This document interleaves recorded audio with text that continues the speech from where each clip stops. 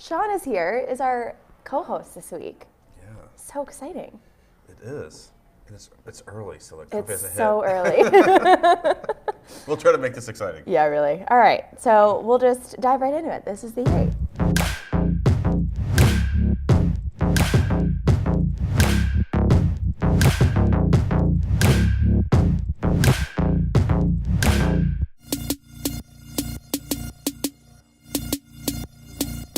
Cool. All right, so fantastic.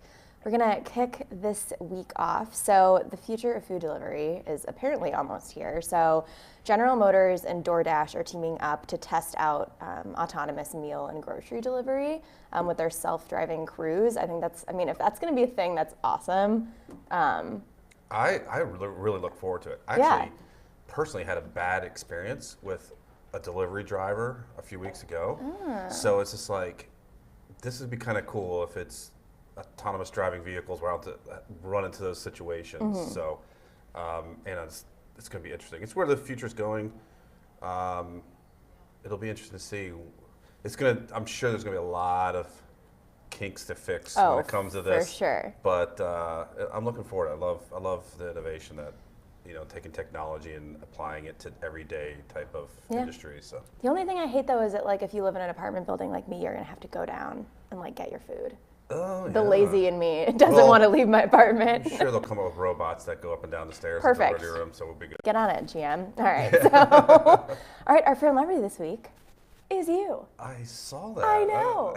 Not just because you're here, which was just an added bonus, but because you were interviewed for an article on 1851 that I really liked about debunking 5 common franchise myths, like all leads are good, or more leads equal more deals. Any validation is good validation. There's a lot in the industry that people think that isn't necessarily accurate. Yeah, it really was a lot of things that over the years that I've just realized that a lot of franchise brands are thinking the same way, and it's just like trying to change the way you think, and especially when it comes to more leads equals more deals. We hear it over and over again with our board is saying we need more leads.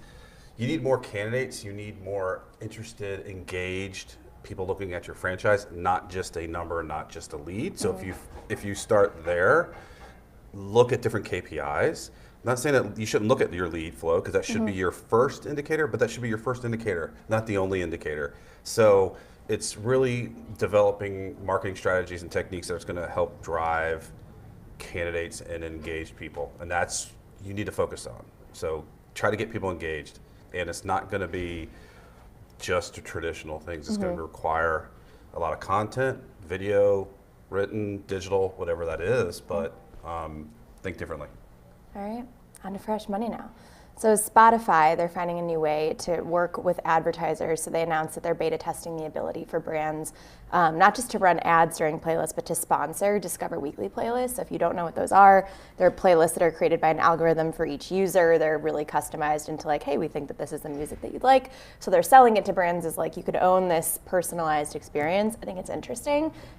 I mean, I guess I wouldn't really care if there's a brand name at the top of my playlist. I don't think that'll interrupt a user experience either. So we'll see if it holds. I'm not a huge Spotify person myself, but I know Really? my kids are. Yeah. My kids wanted, I guess, the unlimited or the no commercial, whatever. So Yeah. I don't know how that's going to play into it, but Yeah. it will be interesting to see. All right, Frant. Nick isn't here to defend his own Frant this week, but so he has this, the saying that we all know: if you don't, we don't always get to do what we love, so you have to love what you do. So it's all about the importance of finding happiness, even if he's saying that maybe he loves what he does 80% of the time. There's a 20% that's still really important. Can't kind of write it off because if you're not happy doing what you're doing, then why are you doing it? But I think it really plays a lot into even when looking for a franchise, because I hear all the time people say, pick a brand or a franchise opportunity that you would love to do. At the end of the day, it's running a business. So if, I used to be in the wireless industry, and people are like, oh, how cool to sell cell phones and stuff like that, but they become SKU numbers and widgets. It's the running the business. Right. So regardless if it's cell phones, which is something that's cool, or it's a franchise where it's a service and it's cleaning. It's like you're not going to be cleaning, you're going to be running the business. So it's really love and utilize what talents you have, what you like to do, and if that matches what franchisees that are successful, their skill sets, and matches up, then that's the direction you should go. So don't discredit a franchise opportunity just because you're like, oh, I don't really like, or that's already been done, or it's look at what you do on a daily basis to be successful in that system. Well said. Thank you. All right.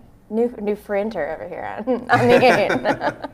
All right, so franching forward, so even what you were kind of just talking about, people that are looking for their franchising opportunity and doing what they love, I think that those are some of the best stories that we get to tell on 1851 Franchise. There's a new article up on the main site that kind of walks through 3 different franchisees and how they found their brands.